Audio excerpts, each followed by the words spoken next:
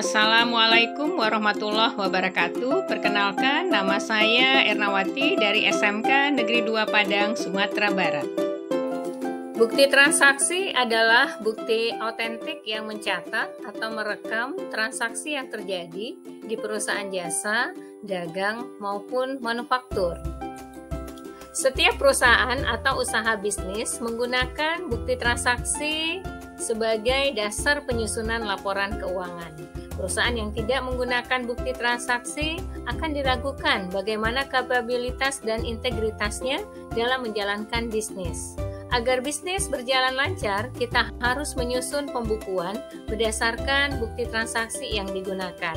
Sebelum bukti transaksi dicatat dalam pembukuan, harus terlebih dahulu dilakukan analisa terhadap bukti transaksi yang ada. Assalamualaikum warahmatullahi wabarakatuh. Waalaikumsalam warahmatullahi wabarakatuh. Bu Era.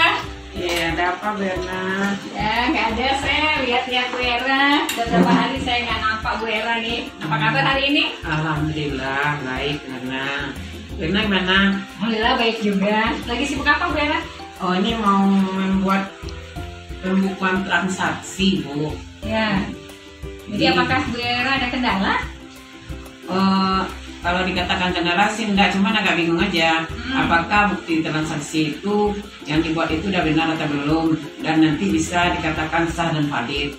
Jadi kebetulan Bu Erna adalah orang akuntansi, main-main ke sini kan, jadi sekalian aja nanya. Nah, gimana supaya pembukuannya kita buat itu dikatakan sah dan valid, apa syaratnya? Oke, baik Bu Era. Jadi izin saya pinjam bukti transaksinya biar saya jelaskan kepada Bu Era. Bu Era, untuk menyatakan sebuah bukti transaksi itu valid atau tidak, ada 4 cara Bu Era ya. Yang pertama, kita lihat dulu siapa penanda tangan dari bukti transaksi. Jadi kalau ada tanda tangannya berarti bukti transaksi ini boleh dikatakan sah karena sudah ada orang yang bertanggung jawab atas terjadinya transaksi ini.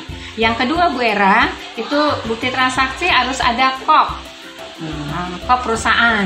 Kemudian juga disertai dengan stempel perusahaan. Ya, jadi kalau ada KOP-nya dan ada stempelnya berarti dia sudah sah dan valid. Kemudian yang ketiga Bu Era, kalau bukti transaksinya itu berhubungan dengan pembelian sejumlah barang, itu biasanya kan ada banyaknya dan ada harganya. Nah, Bu Era harus cek lagi apakah banyak dikali harga sudah cocok. Jadi jumlah ke sampingnya dihitung, jumlah ke bawahnya dihitung.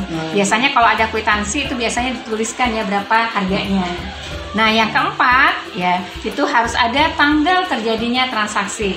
Ya, kebetulan di dalam bukti transaksi Bu Era ini belum ada tanggalnya. Jadi silakan nanti Bu Era mencek kembali di catatan kecil Bu Era tanggal terjadi transaksi ini, atau Bu Era bisa menghubungi pihak perusahaan ya tempat transaksi ini dikeluarkan, kapan mereka mengeluarkan transaksi ini. Mungkin itu Bu Era. Ya, mudah-mudahan bisa dipahami. Paham. Makasih Bu Erna atas penjelasannya.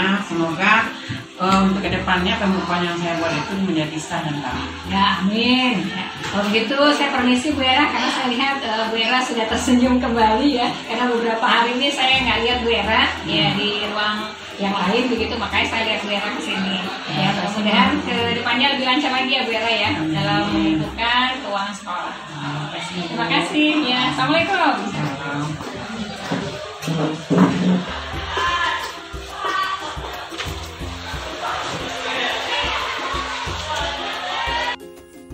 Mari kita simak langkah-langkah menganalisis bukti transaksi keuangan berikut ini. Langkah pertama, periksa tanda tangan sebagai bukti keabsahan bukti transaksi keuangan. Langkah kedua, periksa KOP perusahaan dan stempel. Hal ini menunjukkan bahwa bukti transaksi sudah berjalan sesuai dengan prosedur perusahaan. Langkah ketiga, periksa jumlah nominal transaksi yang sebenarnya, baik jumlah ke samping dan jumlah ke bawah serta tulisannya. Langkah keempat atau terakhir, periksa kembali tanggal terjadinya transaksi keuangan. Menganalisis bukti transaksi ternyata bukanlah hal yang sulit untuk dilakukan. Semoga bermanfaat. Sampai jumpa.